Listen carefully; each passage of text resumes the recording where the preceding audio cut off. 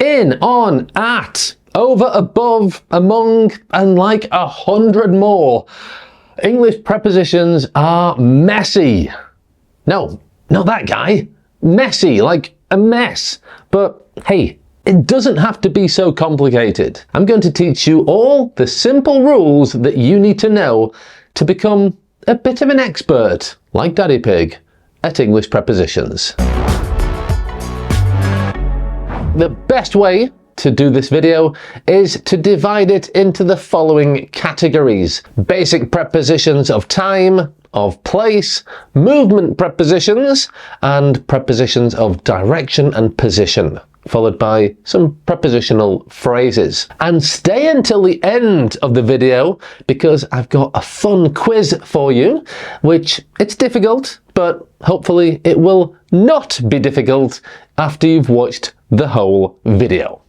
Right, let's go. In this first section, we are looking at prepositions of time.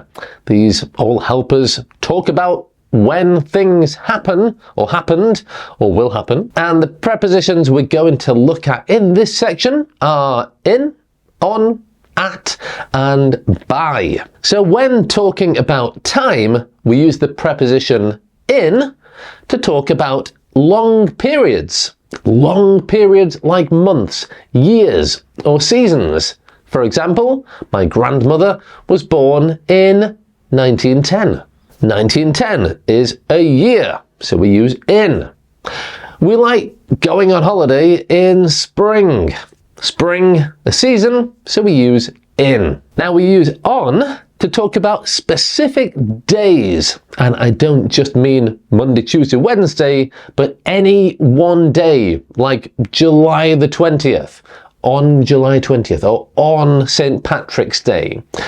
Okay, for example, we have a meeting on Monday. Her birthday is on the 20th of July. We use at to talk about times or precise moments. For example, the train leaves at 8 o'clock, or he'll arrive at midnight. Okay, midnight isn't an exact time. We're not saying 1 o'clock, 2 o'clock, 3 o'clock, but it's a specific moment. Midnight, midday, noon.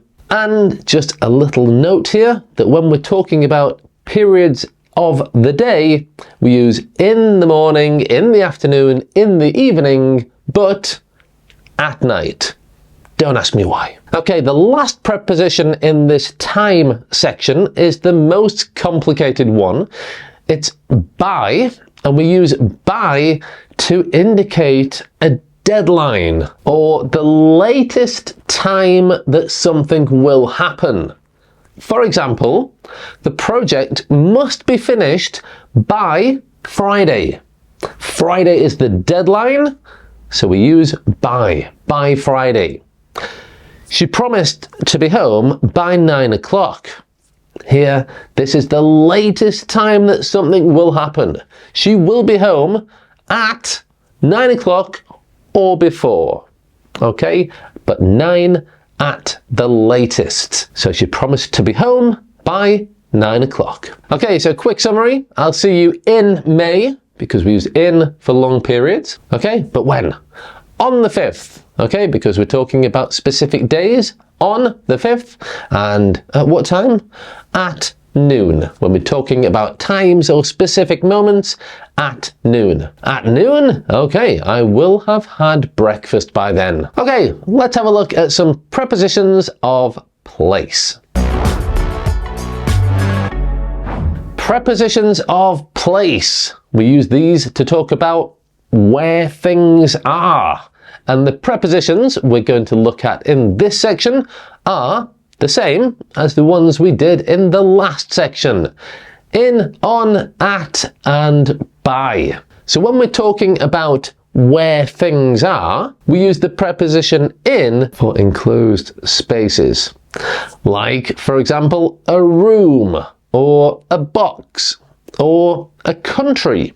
Okay, a country is enclosed within its border. So, with enclosed spaces in mind, we could say she is in the kitchen and the kids are playing in the garden. We could also say the safe, that's like a big metal box where you keep things like money or valuable items. We could say that the safe is in the wall if it is actually surrounded by the wall. So you have the wall and the door, but the actual box of the safe is enclosed by the wall. In this situation, we would say that the safe is in the wall. Okay? Strange example, but you'll see why in a minute. Okay, we use on for flat surfaces, and that includes the earth, even though the earth is not flat. For example, the plates are on the table. Okay, they're on the flat surface, the table. The naughty boy is on the table. Okay, you don't sit on the table with the plates and the cups unless you are a naughty little boy or girl.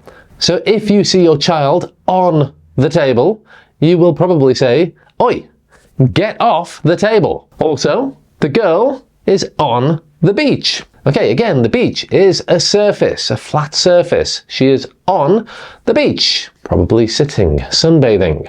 And the picture is on the wall. Okay, flat surface, and you have a picture, it's on the wall. And here you can see the importance of getting the correct preposition, because if you have a picture that you want to see, you put it on the wall. But the safe from earlier was in the wall because it was enclosed by the wall. And that's why it's so important to get the right preposition, because you can totally change the meaning of a sentence if you use the incorrect one. Now, remember to stay until the end of the video, as I've got that fun little test for you. And I also have a free worksheet for you that comes with this lesson. So the PDF, which you can download by clicking there, has loads more examples than I have included in this video. And generally, if you struggle and suffer with prepositions, you're gonna love this free worksheet. So click up there or in the description or the QR code and download it free. Okay, have you done that? If so, let's continue. We use the preposition at for specific locations. For example, let's meet at the park. The park is a specific location. He's waiting at the entrance. Again, it's a specific location of the building, the entrance. We spent our holidays at the beach. Compare that to the example I used earlier.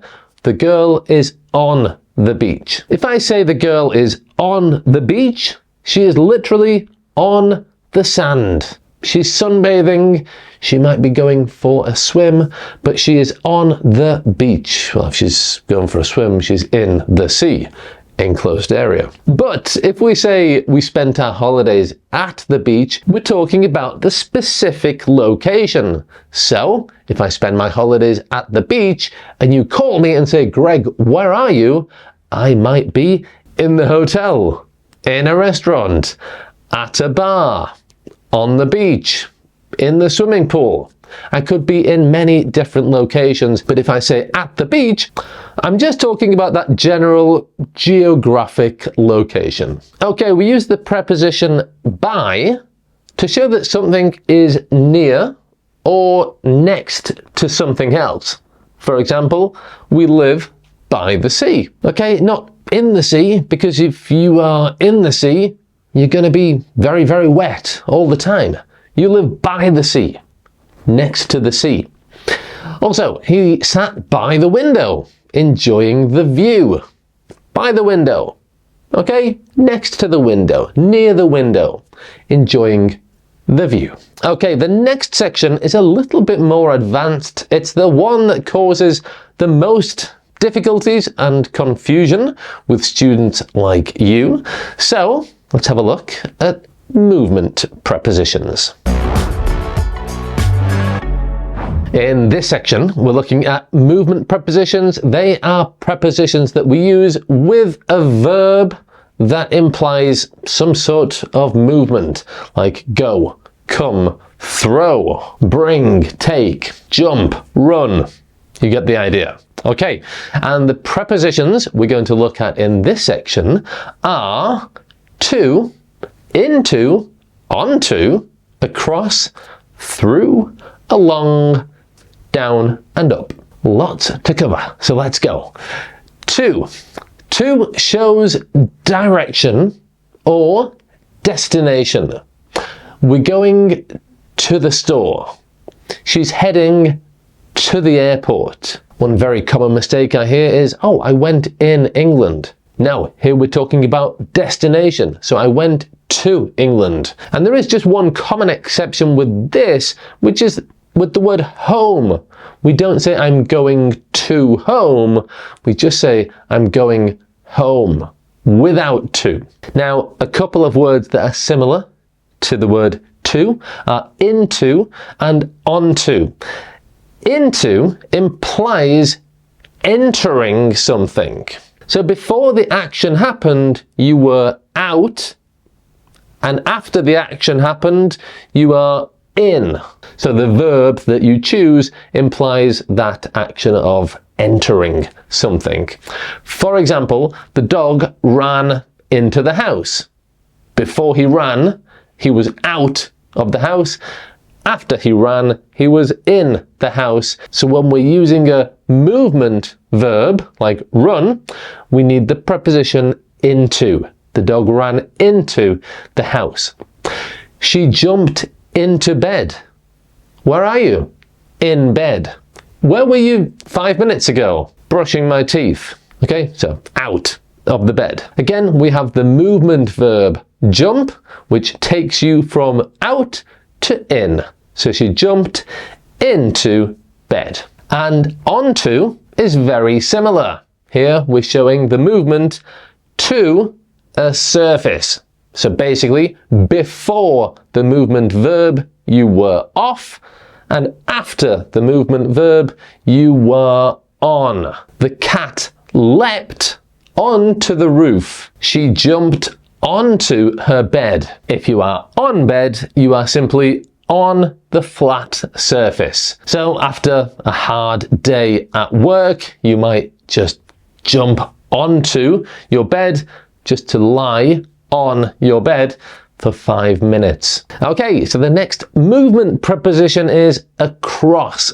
And we use across to describe movement over a flat surface or from one side to another side. For example, we walked across the street. So you were on one side of the street, you walked, and you finished on the other side of the street. And the movement from one side of something to another side of something requires the preposition across. We walked across the street. We ran across the street. We danced across the street, maybe. Another example is the bird flew across the field. Again, it started on one side, it ended up on the other side, so it flew across the field. Now, through indicates moving within something with boundaries, something with borders or edges, like a tunnel, for example. They drove through the tunnel. Okay, you're in your car and you are moving within something with boundaries. The river flows through the forest. Okay, you have the forest, which has boundaries, and the river flows through the forest. I looked through the window. Okay, so the movement of my look is moving within the window, which has boundaries. The next one is along, and to be honest, not many students use this, but it's a very important preposition, and it describes movement in a line following the length of something. So we often use this with street or river. For example, we walked along the river. Okay, you're going in a line, maybe not a straight line, but you're going more or less in a line, and you are following the length of the river. There are trees along the road. There are trees all along the road. Again, this row of trees continues following the line of the road. Now, compare these two examples here. We walked in the street and we walked along the street. Well, remember, we use the preposition in for enclosed areas. So if you say we walked in the street, you're implying that you are enclosed by the edges or the borders of the street, or the pavement, I suppose we call them. So if you walk in the street, it's very likely that a car will hit you. But if you walk along the street, then you are walking in a line, more or less, and you are following the length of the street.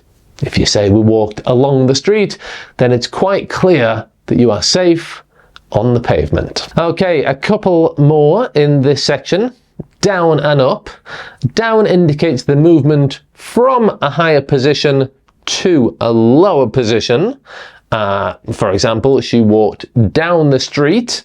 If we say down the street, then it's quite clear that the street goes in this direction, downhill, or the ball rolled down the hill. If you have a football at the top of a hill and it ends up at the bottom of the hill, then it rolls down the hill. The opposite of this is obviously up, which indicates movement from a lower position to a higher position, often following a path or a surface. For example, her knees ache when she walks up that big hill.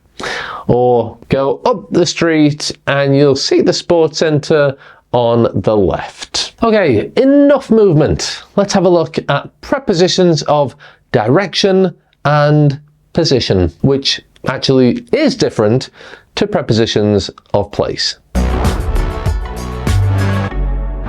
Okay, how are prepositions of direction and position different to movement and place? Well, you'll see with these examples. And the prepositions we're going to use here in this section are above, over, below, under, between, and among.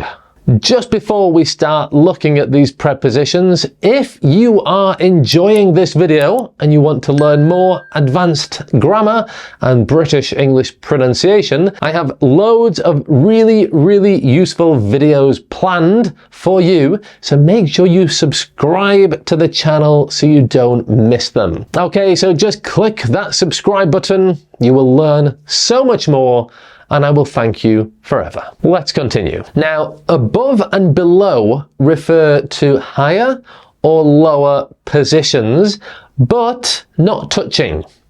Okay, like my nose is above my mouth. It's just the position of my nose, but it's not touching my mouth. And the first floor is below the second floor.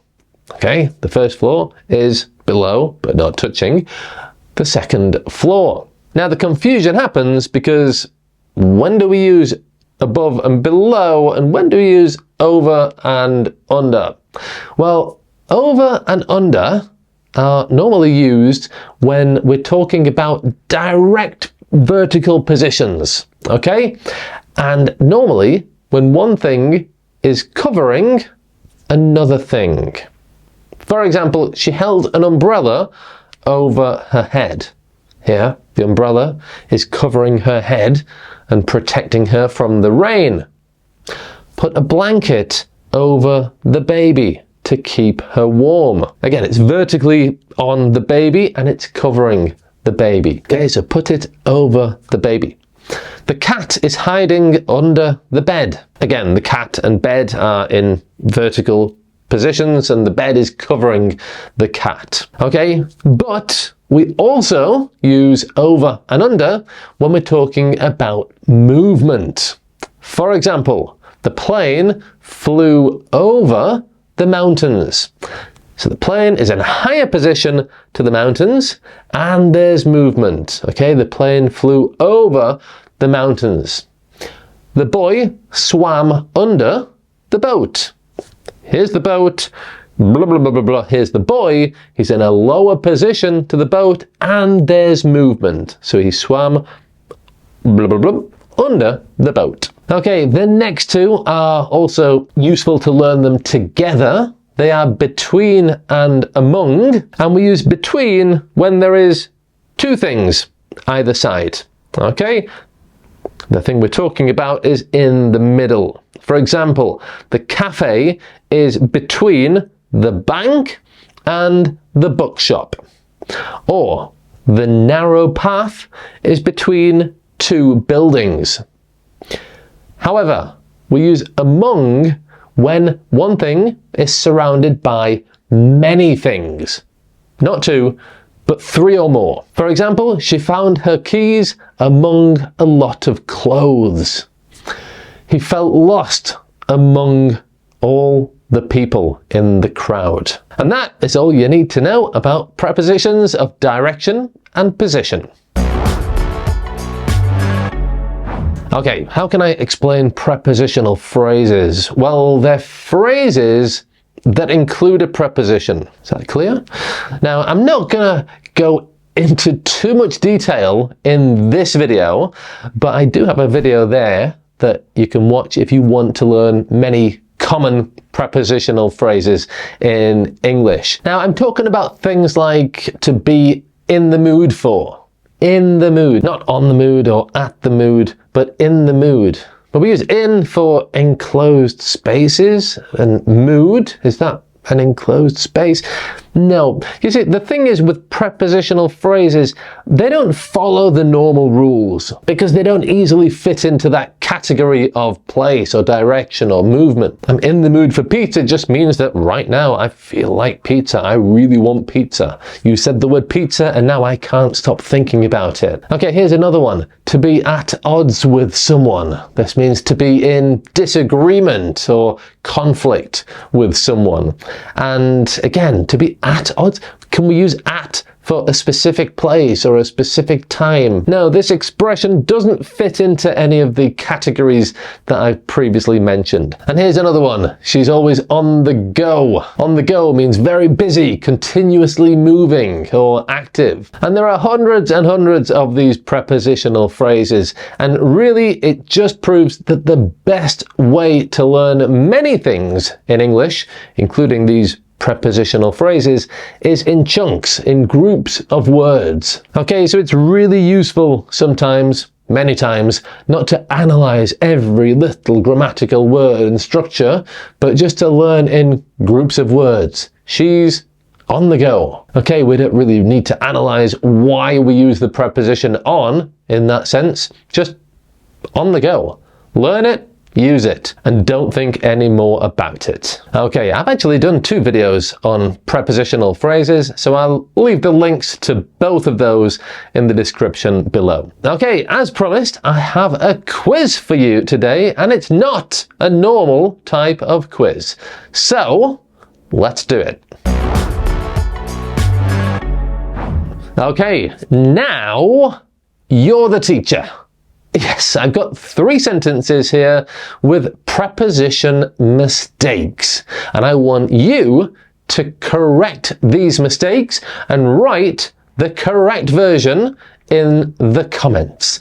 So I'm going to put those 3 mistakes on screen. I want you to pause the video, have a think of the answers, and write the correct sentences with the correct prepositions in the comments below. I'll put them on screen in a minute, but before I do, if you want to actually see the answers plus a full summary of today's lesson with loads more examples from each of the sections, then download the PDF for this lesson. As I said before, if you suffer and struggle with prepositions, this is the PDF that you have been waiting your whole life for. Okay, and there's a link for that in the description too. All right, you ready? Here are the incorrect sentences. I'll see you in the weekend. He's going to home. My best friend lives at the sea.